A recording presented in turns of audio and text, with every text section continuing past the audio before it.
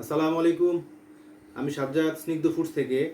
আমি আমার গত ভিডিওয়ে মধু নিয়ে একটা আলোচনা করেছিলাম। সেটা ছিল মুখগহ্বরের স্বাস্থ্য রক্ষায় মধুর ব্যবহার। মুখগহ্বর কি? মুখের ভিতরে যা কিছু আছে এটাই মুখগহ্বর।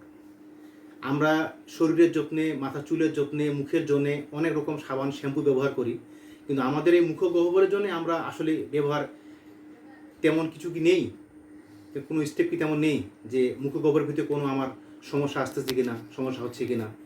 আমরা যারা পান খাই, যাদের সিগারেট ধূমপানের অভ্যাস আছে, মুখে অনেকের ঘা আছে, তো তারা কিন্তু মুখের কিন্তু তেমন চিকিৎসা নেই না, কিন্তু সামনে দেখলে বুঝতে পারবো আমরা অনেকেরই কিন্তু এই মুখের ছোট ছোট ঘা থেকে আলসার হয়ে ক্যান্সারের দিক পরিণত হয়ে গেছে এবং অনেকের জীবন কিন্তু বিপন্ন হয়ে গেছে। আমরা কেউ চাই না আমাদের কেউ কোনো এরকম সমস্যায় পড়ে সে অসুস্থ হয়ে যাক। তো ডাক্তাররা, বিশেষজ্ঞরা চিন্তা করতেছেন যে প্রাকৃতিকভাবে কিভাবে চিকিৎসার দিকে এগিয়ে যাওয়া যায়। তো আজকে আলোচনা করব যে মুখগহ্বরের স্বাস্থ্য রক্ষায় মধুর ব্যবহার। মুখগহ্বর স্বাস্থ্য রক্ষায় মধুর ব্যবহার, যাদের এই সমস্যাটা আছে মুখগহ্বরে, তারা আজকে আমার ভিডিওটি শুনতে পারেন। আর যাদের এই সমস্যাগুলো নেই তারা ইনশাল্লাহ আজকে ভিডিওতে না বসলেও চলবে।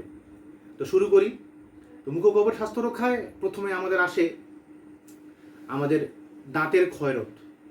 মধু আমাদের যেমন পেস্ট ব্যবহার করি হাতে নিয়ে পাউডার, ঠিক সেভাবে আমরা দাঁতের মাড়িতে দাঁতে ব্যবহার করব।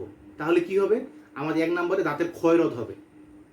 দাঁতের উপরে যে আপনার পাথর জমে, আমরা পাথর জমে, এই পাথর জমাটা রোধ করবে। দাঁতের মাড়ি ক্ষয়রোধ হবে।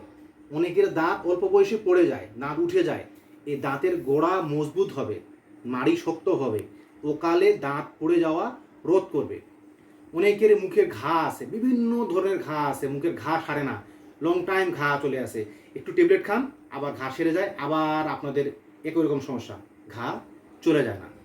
এই মধুটা দিনে অন্তত 2বার করে মাড়িতে ঠিক মতো লাগাবেন চারদিক দিয়ে, এবং 2-4 মিনিট রাখবেন, তারপরে কুলি করে ফেলে দিবেন। তারপর ঠিক চেষ্টা করবেন দিনে অন্তত 2বার 1 থেকে 2 চামচ মধু নিয়ে, 2 গ্লাস, হাফ গ্লাস পানি নিয়ে 2 চামচ মধু নিয়ে কুলি করবেন।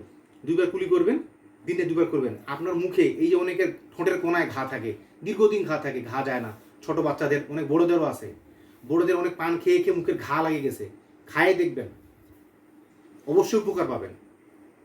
মধুতে রয়েছে অ্যান্টিঅক্সিডেন্ট এবং একটি অ্যান্টিব্যাকটেরিয়াল উপাদান, যা রোগ প্রতিরোধ ক্ষমতা বৃদ্ধি করে, শরীরকে পুষ্ট রাখে। ভালো থাকবেন। আজকে এ পর্যন্তই। আসসালামু আলাইকুম।